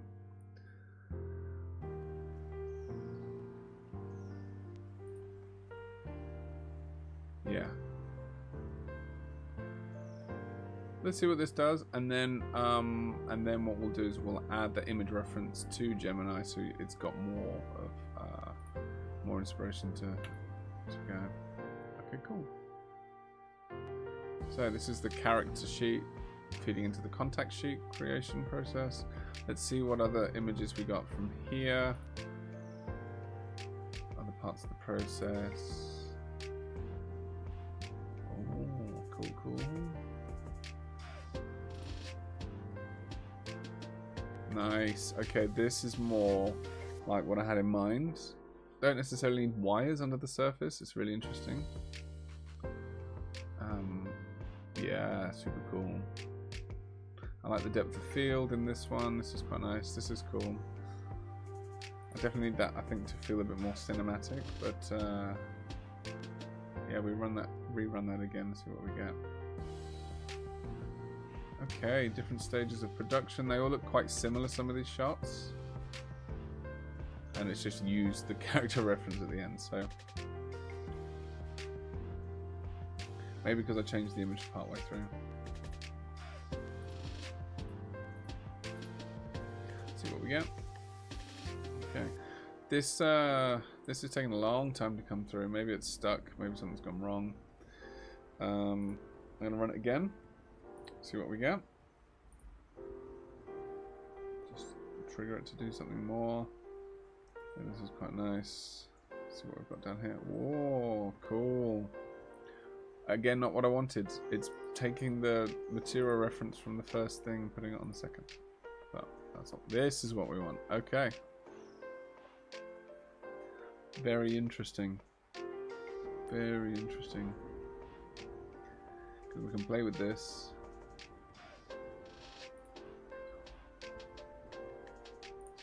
Nice. Something very fabric about it. Very, like, could disperse into parts quite easily, which is kind of what we wanted with this. So that's really nice. Oh, we've got other bits up here happening. Let's see what we've got. Oh, okay. Yeah, it needs more guidance here. So the style's just not quite done it. Let's try with an image, the prompt as well. The detailed prompt, this one here, where we're being a bit more, quite a lot more specific about what we want. See what we get.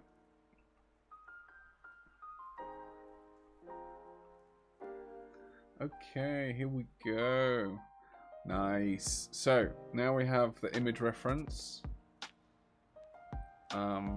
Producing this contact sheet, we've got like a cool teal skeleton. Doesn't need to be teal, so oxidized teal. Yeah, we can remove that. That's because it's had the image reference before and it doesn't now, so it's using the materials from before, which there is no real teal in it. So cool. So this is quite nice. It's like particles kind of being organized into the rough forms, glowing internally. Okay, cool. Lasers and smoke and electricity. The gemstone, which we don't have, so we need to get rid of that. It's definitely missing this, but we're getting some really nice shots otherwise, and then like a nice reveal of the piece at the end. So cool. Let's put in character sheet into Gemini so that we get a better prompt for the context sheet.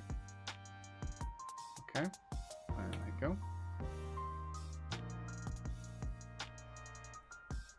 Okay. Right, so this can happen. Yeah. Okay.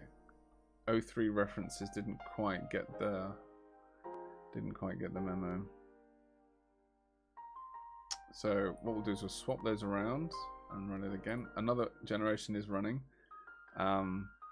it is quite expensive, quite time consuming, so we'll typically maybe wait until we know that we've got it all sorted and all down. Okay, this is now finishing up. Okay, cool. So now we have the breakdown. Okay, cool. Low angle, stream close up. Cool. Let's run that contact sheet again, see what we get. Okay, cool. Let's see how this guy's doing up here. There we go. Fantastic. This is nice. This is nice. Maybe like brass on the inside here would have been nice as well. We're missing some of the pattern in other parts. Oh, okay. It's gone ahead and just made a sculpture inspired by, yeah, combined this sculpture is in the prompt. Cool. Let's have a little look. Nice. This is nice and rugged. Okay, this is cool. This is nice. This is again now a nice material reference to use going forward. So this is nice because it's got extra bits. There's a lot more grunge. Got some nice panel lines that are logical. So this has done a cracking job. Yeah, really like that. Yeah, cool. And now I'm just going with the flow here, but just like take this, put this into there, and just see what we get. This guy, this guy.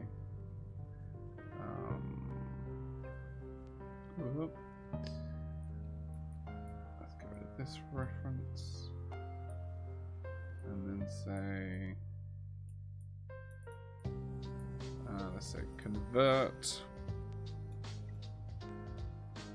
the sketch into a sculpture.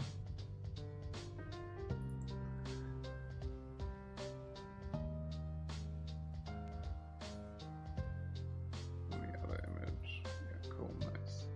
Just really keeping the text prompt in there because it made a real difference there. This worked out really well. We can play with that later. It's a whole different visual direction there. Okay, cool. So now we have a very nice character sheet. Let's see what we've got. So we've got some sort of holographic overlay. That's quite cool. Got some particles in there. This just doesn't look like anything. Maybe it's like an internal skeleton. Not quite feeling it. The essence is there. Like the shots are nice, but this is cool, this little claw thing. Love the little final display. Yeah, so there's some bits we can use in here. So let's actually rerun this. So copy paste if I want to keep that visual there and just hit run on that one. Sometimes I like to have them side by side so you can pick which ones you like and what ones you don't. So we'll see if this prompt is good enough because the second one might not be what we're after. Yeah, emerald laser. Dark, yeah, biomechanical neck structure. No, so we don't want that. Yeah, it's the text prompt is overwriting what it is that we want there. So read through this and then save yourself the generations. Yeah, this is super slow. I presume in high demand because it's only just come out. So yeah, okay. Let's have a little look up here, see what we've got. No, so it's not really done anything. What I think we should probably do is combine this and this instead of the sketch. So maybe I'm asking too much of it. Let's get rid of the sketch. That's the base form.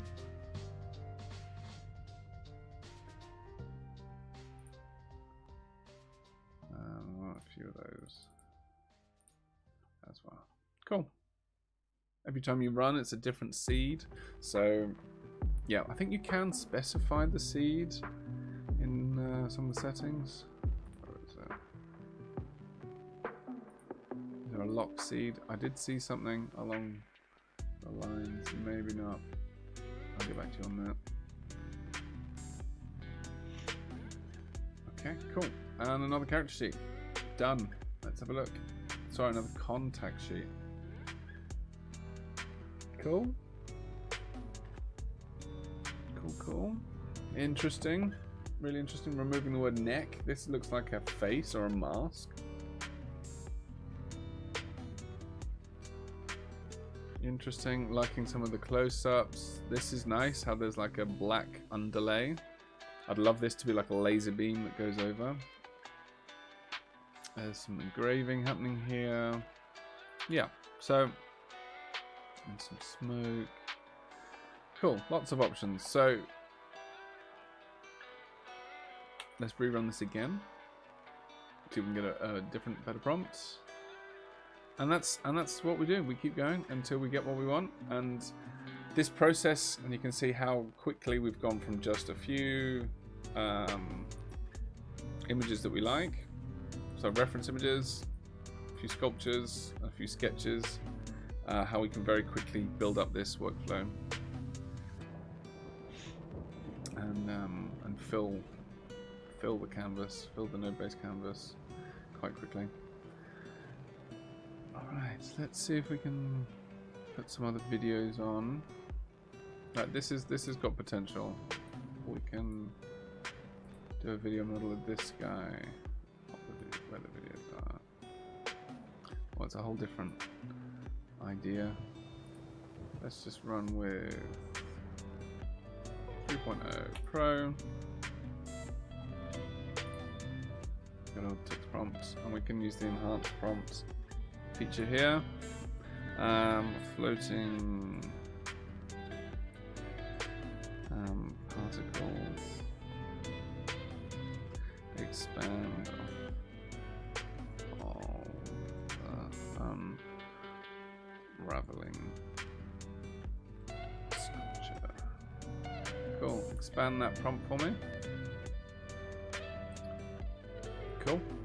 Sounds good. Let's go.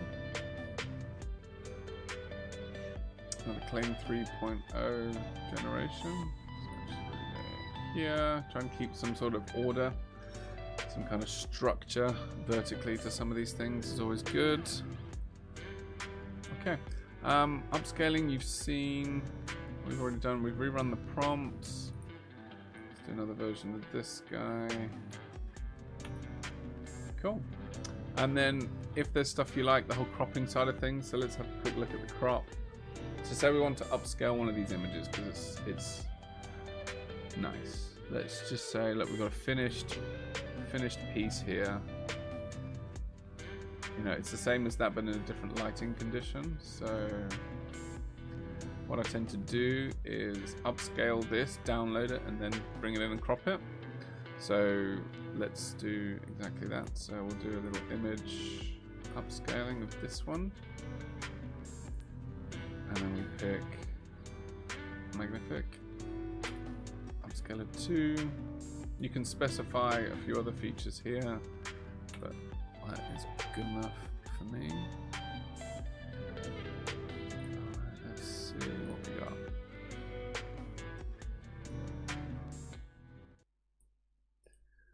Let's move that onward. Alright.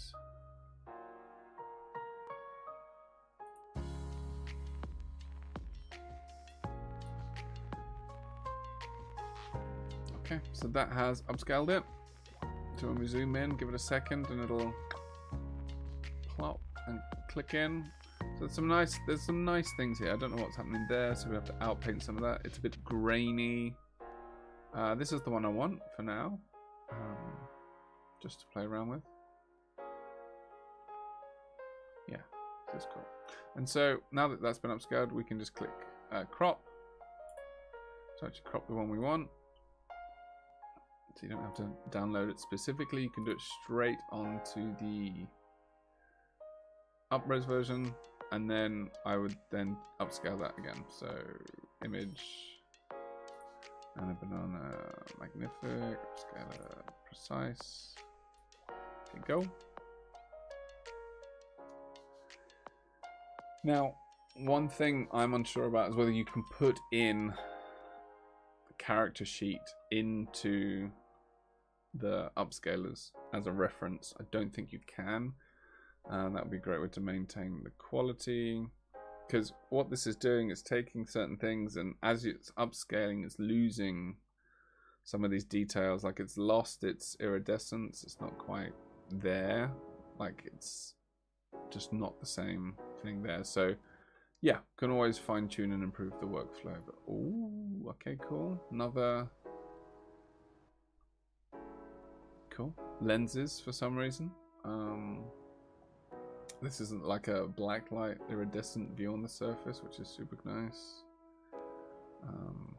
Cool. Yeah, this is quite nice. So this is how you start to put those kind of shots together.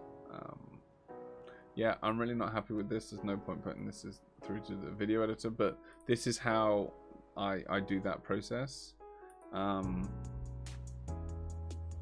be able to select what you want and then come in and choose the crop and then pick something else, like this guy.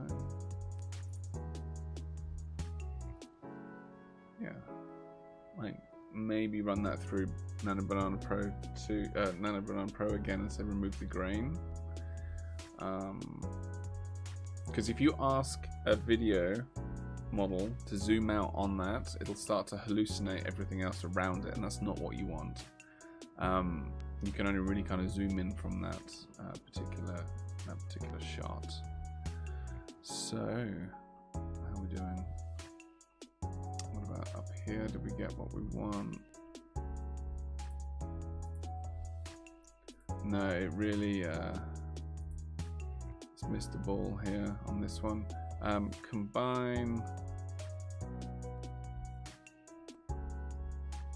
image 1 with the materials and detailing of image 2.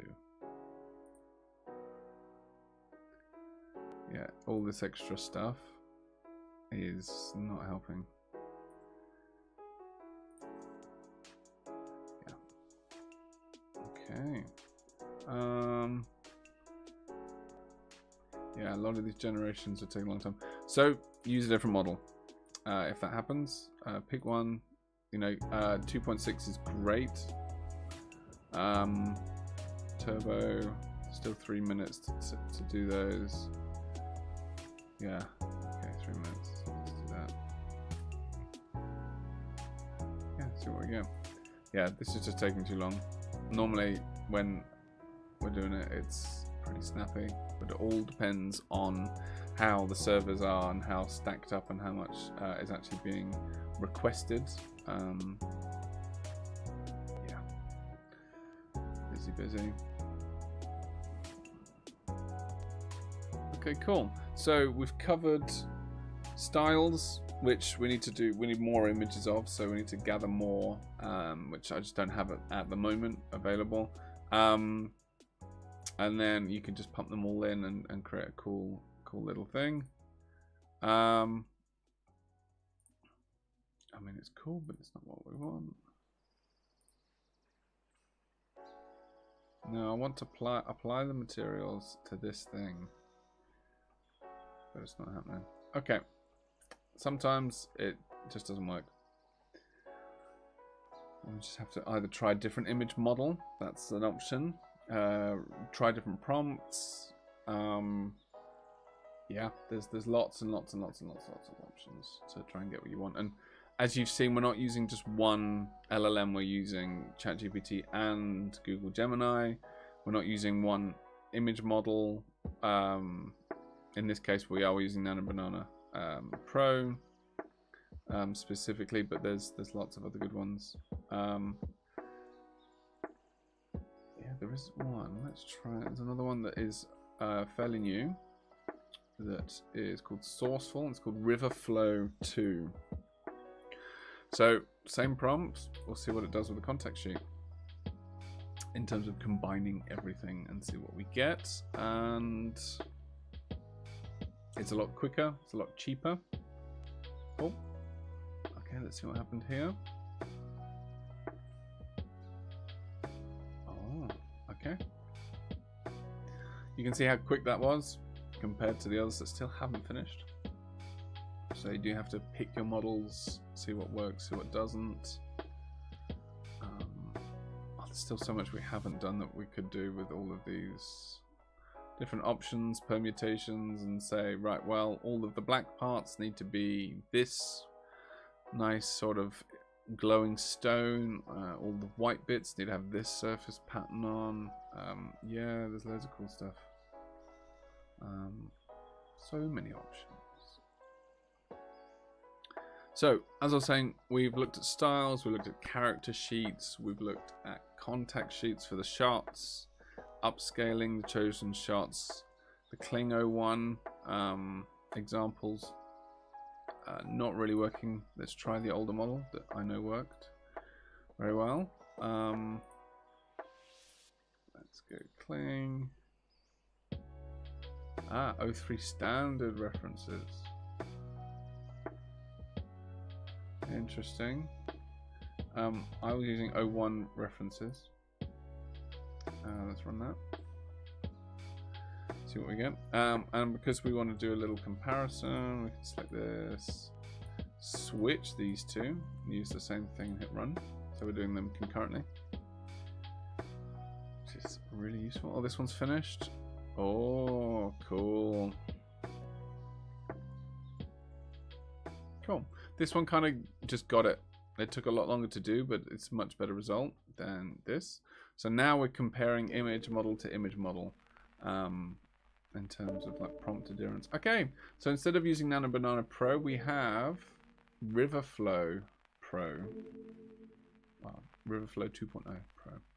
So we have this form underneath, and then it's kind of layering up on top, different views. I think it's just using this. So maybe Riverflow doesn't need this as a reference. So let's say we don't need the character sheet, I don't think. It's just getting in the way. This is the essence of what we want. So we get. Again, different models, different results. So it really is a case of trial and error, seeing what works, what doesn't. Aha, we finally got the references one. Let's see what happens. So when this spins around, we know what we want the back to look like. You were doing so well. Okay. So yeah, putting in the character sheet really messed with it. This was turning out to be a perfect orbit. The back looks great, and then it does this weird transition because we know the back looks like this, and all we wanted was a nice orbit. So what we would do is we'd take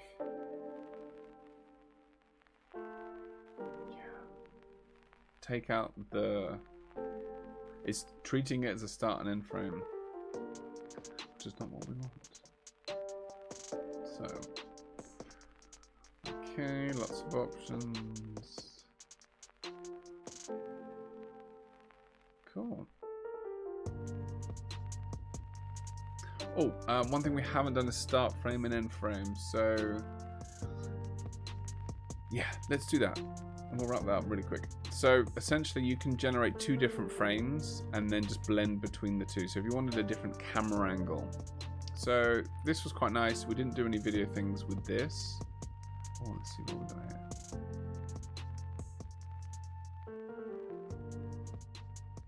Okay, cool. And we see the back. No, that one's just okay. Interesting. Yeah, this was perfect. This had the consistency before it did that. So, as I was saying, let's take this and do start and end frame. So what we would do is I'd ask Nano Banana Pro to give me a new camera angle of this guy, and then we just blend between the two.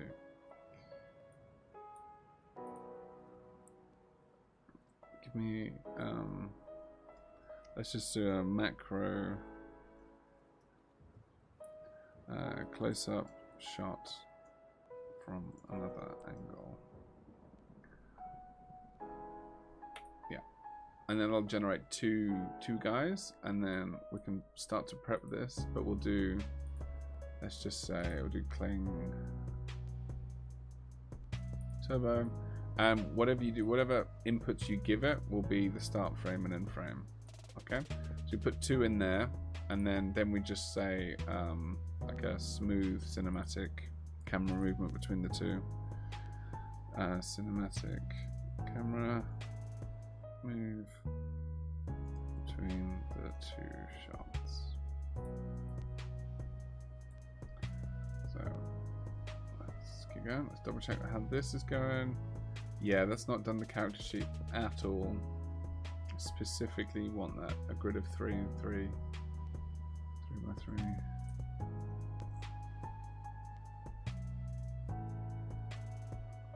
Yeah, I'm not sure what all that's about.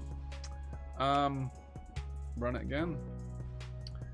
Again, I don't know what this, if this model's good enough for that. We're just testing it. Okay, cool. So now we have this cool close-up, and we've got this guy here. So now it's going to go from A to B. So whichever one's first. So we want to start from this one, and then zoom in on to this piece here. It's going to orbit as it does that. Okay. We'll use Kling 2.5 for speed. Click go, and that's just start frame and end frame. Done. It's as simple as that for those kinds of things. Okay, let's wait to see what the outputs are of these generations, and then we will call it a day. But you can see how very quickly you can fill up an entire page and a workflow, and this is just in sort of starting segments. You could really refine this and do many different iterations and versions to really get those shots as perfect as you need them. But it's all about having the ideas. It's about having the narrative that you want to weave with it, and being able to explore and have fun and understand. You know, one of these might actually be, you know, what's the purpose of some of these forms? You know, one of these could open up into like a console to be able to, you know, on a spaceship to control it or something. This could be just a floating piece of art. This one could be a vase. You know, there's all these different things of the quite abstract forms, but once you start to give function and purpose to them, they definitely seem to, yeah, giving them context. Context is crucial. So if it is a vase, having flowers or, you know, something in there to indicate that it's a vase really makes a big difference. That really helps. Yeah.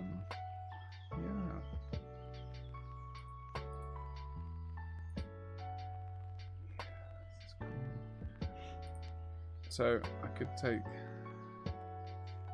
this guy,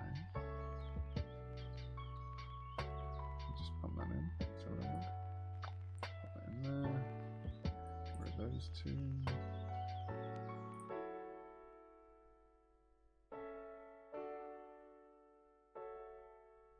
Yeah, it's the wrong prompt, but we'll see.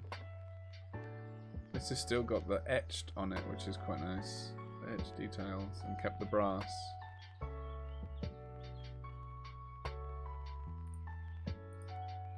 And you can ask it to replace the white. You know, it's the brass fading there, which is not what we want. But options. Alright, we're nearly done.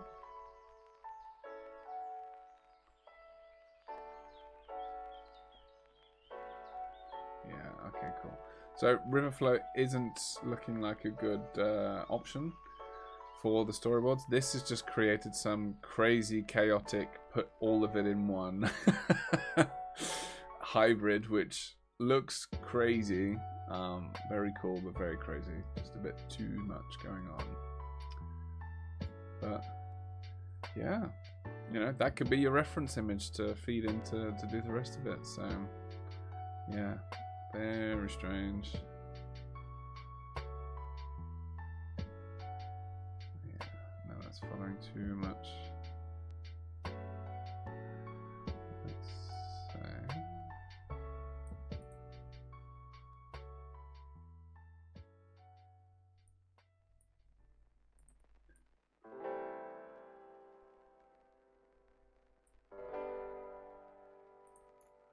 Yeah, nearly finished.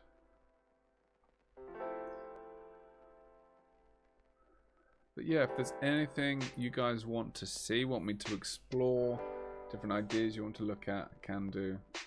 Absolutely. Okay. Here we go. So this guy is finished. Oh. Okay. Not exactly what we needed, but we wanted it to zoom down. So what it's done is it's assumed that the sculpture is the same on the other side. So it's exactly not what we wanted. Let's just say cinematic, like dolly in.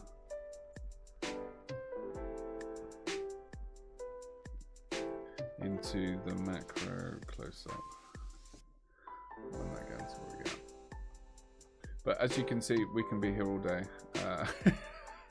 Just keep going and keep generating lots of inspiration, lots of new ideas, lots of lovely new forms, and happy accidents of merging these things and creating whole new designs.